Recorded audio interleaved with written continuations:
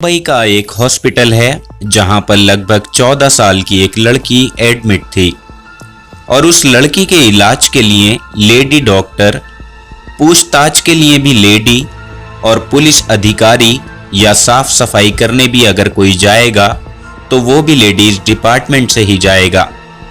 यानी कि उस कमरे में अंदर कोई भी एंट्री करेगा तो वो सिर्फ महिला होगी। इसके अलावा कोई भी शख्स की ना तो वहां एंट्री होगी और ना ही किसी पुरुष का नाम वहां पर लिया जाएगा, क्योंकि दरअसल वो लड़की पुरुष नाम से इतनी ज्यादा डरी हुई थी कि नाम सामने आते ही लड़की की सांसें जोर जोर से चलने लगती थी। उसे देखकर ऐसा लगने लगता था जैसे कि वो मर जाएगी। 11 सितंबर की शाम 5 बजे तक वो लड़की जिंदगी की जंग लड़ रही थी और सांसें उसकी ऐसी ही चल रही हैं। उसे वाकई बहुत सारी दुआओं की जरूरत थी, क्योंकि वो लड़की भी दिल्ली की निर्भया से कम नहीं थी। यहाँ उसके साथ भी कुछ ऐसा ही हुआ है, बल्कि उससे ज्यादा कहेंगे तो कम नहीं होगा। आज की जो सच्ची घटना आपको सुनाने जा रहे हैं, ये सच्ची घटना है महाराष्ट्र के पुणे शहर की। दरअसल यहाँ का एक थाना है बनवारी और इसी थाना क्षेत्र में रहने वाली एक लड़की जिसकी उम्र लगभग 14 साल है, उसकी माँ और उसके पिता किसी नर्सरी में नौकरी करते हैं, पेड़ पौधों की रखवाली करते हैं। ये 31 अगस्त की रात 10 बजे के आसपास की बात है।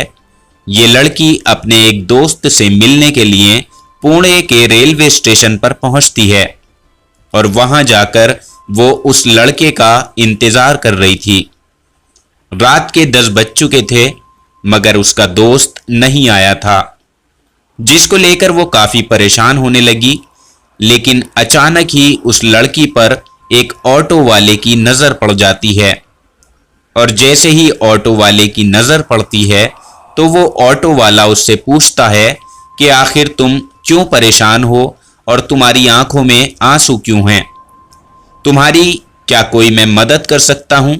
अब देखिए, लड़की को क्योंकि ऐसे वक्त पर सहारे की जरूरत थी, उसने सोचा शायद ये एक अच्छा इंसान है, वरना आज के दौर में कौन किसका हाल पूछता है। और यही सोचकर उसने अपनी पूरी दास्तान उस ऑटो वाले को बता दी और कहा कि वो अपने घर वालों की बिना मर्जी के यहाँ रेलवे स्टेशन पर अपने दोस्त से मिलने के लिए आई है, मगर दोस्त नहीं आया, इसलिए मैं परेशान हूं।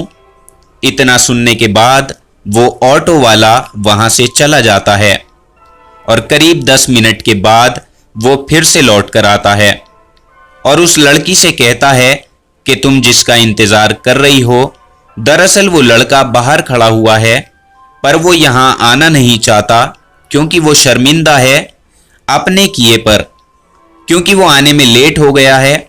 इसलिए तुम मेरे साथ चलो, मैं तुम्हें उस लड़के से बाहर मिलवा दूंगा और उसे समझा भी दूंगा। अब लड़की क्योंकि रो रही थी, परेशान भी थी, काफी देर से वो उसे ढूंढ रही थी। उसके पास ना पीने के लिए पानी था और ना ही खाना था और चलते चलते तभी ऑटो ड्राइवर ने उसको अपने पास से एक पानी की बोतल दी और उससे कहने लगा, तुम्हें प्यास लगी होगी, तुम पानी पी लो। और उस लड़की ने उसकी बोतल लेकर उसका पानी पी लिया। हालांकि दोनों साथ साथ बाहर तक चल रहे थे, लेकिन अचानक से लड़की को चक्कर आने लगते हैं और वो चक्कर खाकर इससे पहले कि नीचे गिरती, वो ऑटो वाला उसे ऑटो तक लेकर पहुंच जाता है। उसके बाद ऑटो में बिठाता है और जंगल की तरफ लेकर निकल जाता है। जंगल में ले जाने के बाद वो ऑटो वाला उसके साथ रेप करता है और कई घंटों तक उसे अपने साथ में रखता है। और ये 14 साल की लड़की, जिसे कोई होश नहीं था, वो नशे में थी क्योंकि उसे पानी के रूप में कुछ नशीला पदार्थ मिलाया गया था। इसके बाद जब 2 या 3 घंटे बीत जाते हैं तो वो ऑटो ड्राइवर उस लड़की को एक लॉज में लेकर जाता है, मतलब जहां एक छोटा सा होटल था, उस होटल में जब वो लड़की को लेकर पहुंचता है तो वहां पर पहले से ही कुछ और लड़के भी उसका इंतजार कर रहे थे, जिसके साथ लड़की एक कमरे में जाती है।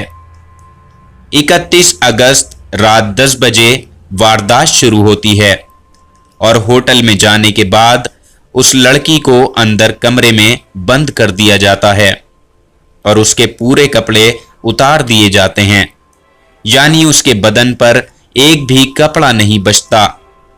अब वो लड़की शर्मा रही थी, परेशान थी, क्योंकि उसके साथ पहले ही बलात्कार हो चुका था।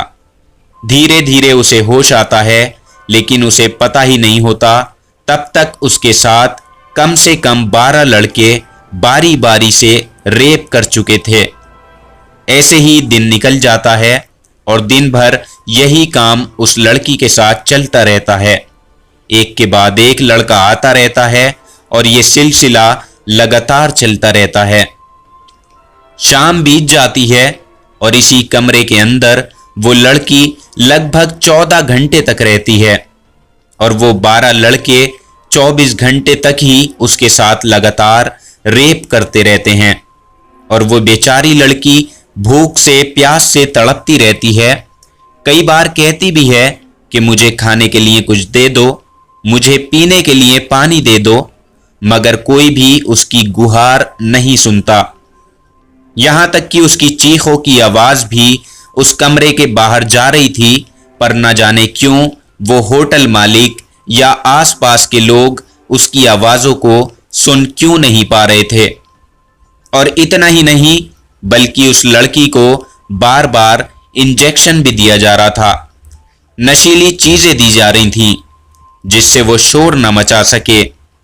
लेकिन इस बीच फिर भी वो लड़की बार बार रिक्वेस्ट करती रही, माफी मांगती रही कि मुझे छोड़ दो, मुझे जाने दो।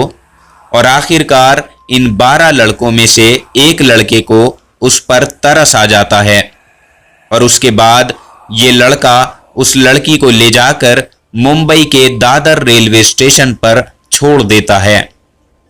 क्योंकि देखिए 12 के 12 आरोपी वहां से फरार हो चुके थे। उन्होंने सोचा कि शायद अब वो लड़की चली जाएगी और सबको हमारे बारे में जाकर बता देगी, मगर जैसे ही वो दादर रेलवे स्टेशन पर पहुंचती है तो वहां पर उसको 2 सफाई कर्मचारी मिलते हैं और 2 सफाई कर्मचारी उस लड़की की हालत को देखने के बाद उसके साथ बलात्कार करते हैं। यानी कि अभी वो उन लोगों से बची ही थी कि 2 सफाई कर्मचारियों ने भी उसके साथ बलात्कार जैसी घटना को अंजाम दिया और इन दोनों ने भी उसके साथ घिनौना काम करने के बाद अपने पास काफी समय तक रखा और एक ऐसी ट्रेन में बिठा दिया जो ट्रेन उत्तर की ओर जा रही थी। और इसी ट्रेन में बैठकर 100 किलोमीटर का सफर करते करते लड़की चंडीगढ़ पहुंच जाती है। वो ऐसे ही एक कोने में डरी हुई, सहमी हुई बैठी रहती है और इसी बीच न जाने कितने लोग वहां से चले जाते हैं, गुजर जाते हैं, पर किसी भी व्यक्ति की नजर उस लड़की पर पहुंचती ही नहीं। किसी को दिखाई नहीं देता कि वो लड़की कितनी बड़ी परेशानी से गुजर कर आ रही है और गुजर रही है। किसी ने जानने की कोशिश ही नहीं की आखिर उसके साथ क्या हुआ है। 48 घंटे से ज्यादा उसके साथ 12 अलग लोगों ने और 2 सफाई कर्मचारियों ने लगातार रेप किया था। उसके साथ इतनी दरिंदगी हुई थी, न जाने क्यों किसी की उस पर नजर नहीं जा रही थी। और जैसे ही ट्रेन चंडीगढ़ में जाकर रुकती है तो वहां पर एक जीआरपी का पुलिसकर्मी उधर से निकल रहा था। अचानक उसकी नजर लड़की पर पड़ती है और वो देखते ही समझ जाता है कि कुछ तो गड़बड़ हुई है इस लड़की के साथ, क्योंकि उसका हुलिया भी बिगड़ा हुआ था। तभी वो उस लड़की से कहता है कि तुम शायद परेशान हो, क्या मैं तुम्हारी मदद कर सकता हूं? मगर वो लड़की आदमियों से इतना डरी हुई थी, घबराई हुई थी, क्योंकि कुछ दरिंदों ने उसके साथ इतना बुरा जो किया था। और उस पुलिस की वर्दी में भी एक आदमी ही तो था, जिसे देखकर लड़की को लग रहा था कि हो ना हो ये भी उसे ले जाकर कहीं बलात्कार करेगा, कुछ गलत करेगा। लड़की बहुत ज्यादा डरी होती है, जिस कारण वो पुलिस वाले को भी कुछ नहीं बता पाती। हालांकि अब लड़की चंडीगढ़ तो उतर जाती है, क्योंकि उस ट्रेन का लास्ट स्टेशन चंडीगढ़ ही था। वो रेलवे स्टेशन पर डरी सहमी सी जाकर एक जगह बैठ जाती है, लेकिन वो पुलिस वाला बहुत अच्छा इंसान था। उसने CWC यानी चाइल्ड वेलफेयर कमेटी से संपर्क बनाया और वहां की एक महिला अधिकारी तुरंत मौके पर पहुंचती हैं। सबसे पहले इस लड़की को खाना खिलाया जाता है और उसे अपने पास बैठाया और घंटों तक उसको वो महिला दुलारती रही, प्यार से पूछती रही। यानी एक तरह से मां की भूमिका उस महिला अधिकारी ने निभाई। लड़की का कुछ ही घंटों में उस महिला अधिकारी ने दिल जीत लिया। तब जाकर उस लड़की ने जो उसके ऊपर बीती थी वो पूरी दास्तान उस अधिकारी को बता दी, कैसे वो अपने घर से चंडीगढ़ तक पहुंची। पूरी तरह एक एक वाकया जब लड़की ने बताया तो महिला अधिकारी का रो रो कर बुरा हाल हो गया और साथ ही जो पुलिस वाला था उसका भी रो रो कर बुरा हाल हो जाता है, क्योंकि बात ही रोने वाली थी। किसी भी बेटी के साथ या किसी भी बहन के साथ इतनी भयानक वारदात अगर होती है तो शायद आंसुओं के अलावा और कुछ निकलेगा ही नहीं। अगर निकलेगा तो उन दरिंदों के लिए बद्दुआएं या फिर कानून से सख्त कार्रवाई की मांग करने की गुहार निकलेगी। अब देखिए, उधर जब लड़की घर से बिना बताए गायब हो जाती है तो उसके माँ बाप भी परेशान हो जाते हैं। तो बहुत ज्यादा पढ़े लिखे उसके माँ बाप नहीं थे, लेकिन फिर भी उन्होंने वहीं बनवारी थाने में जाकर अपनी बेटी की गुमशुदा होने की रिपोर्ट दर्ज कराई। पुलिस यहाँ की भी वाकई बहुत अच्छी थी। बनवारी थाने की पुलिस ने आसपास के लोगों से पूछताछ की और धीरे धीरे उसके बारे में जानने की कोशिश की। उसका जो मोबाइल नंबर था उसकी पूरी डिटेल निकलवाई और उस इलाके के जितने भी CCTV कैमरे थे उनके बारे में भी पता करने की कोशिश की गई, मगर उस लड़की के बारे में कुछ पता ही नहीं चल रहा था। और अगर पता चलता है तो उसके बाद पुलिस ने बड़ी ही गंभीरता से इस मामले की जांच की।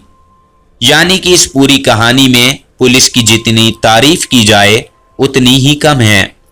और जैसे ही चंडीगढ़ की पुलिस बनवारी पुलिस से कांटेक्ट करती है तो उसके बाद यहां से इस लड़की को हवाई जहाज के जरिए मुंबई लाया जाता है और मुंबई लाने के बाद उसको एक हॉस्पिटल में एडमिट कराया जाता है।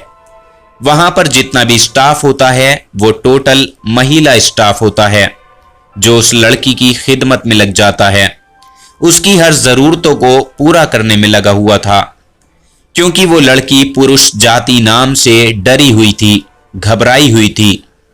इसके बाद पुलिस ने जब मामले की पूरी तरह जांच पड़ताल शुरू की तो 100 से ज्यादा CCTV कैमरे को खंगाला जाता है और 100 से ज्यादा CCTV कैमरे को खंगालते हुए आखिरकार पुणे के रेलवे स्टेशन पर एक ऑटो वाला जाता हुआ दिखाई देता है, जिसमें वो लड़की बैठी होती है और उसी ऑटो का नंबर CCTV कैमरे में कैद हो जाता है।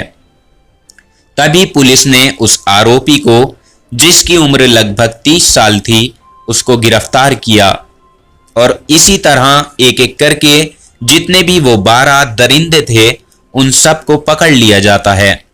और इस लड़की ने जो अपना बयान दिया था दादर रेलवे स्टेशन का, उन दोनों सफाई कर्मचारी को भी गिरफ्तार कर लिया जाता है।